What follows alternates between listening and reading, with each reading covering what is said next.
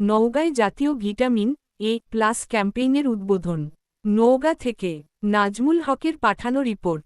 নওগাঁয় জাতীয় vitamin A plus campaign 2026-এর উদ্বোধন করা হয়েছে।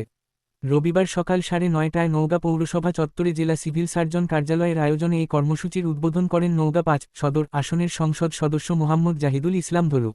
জেলা প্রশাসক মোহাম্মদ সাইফুল ইসলামের সভাপতিত্বে অনুষ্ঠানে বিশেষ অতিথি হিসেবে উপস্থিত ছিলেন পুলিশ সুপার মোহাম্মদ তারিকুল ইসলাম, স্বাস্থ্য অধিদপ্তরের পরিচালক ডাক্তার আব্দুল আল মামুন, স্থানীয় সরকার বিভাগের উপপরিচালক টি.এম.এ.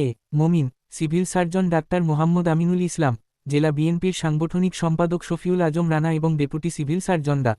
মুনির আলী আকন্দ। এছাড়াও সরকারি বিভিন্ন দপ্তরের কর্মকর্তা, স্বাস্থ্য বিভাগের কর্মকর্তা ও জেলার প্রিন্ট ও ইলেকট্রনিক মিডিয়ার সংবাদকর্মীরা উপস্থিত ছিলেন।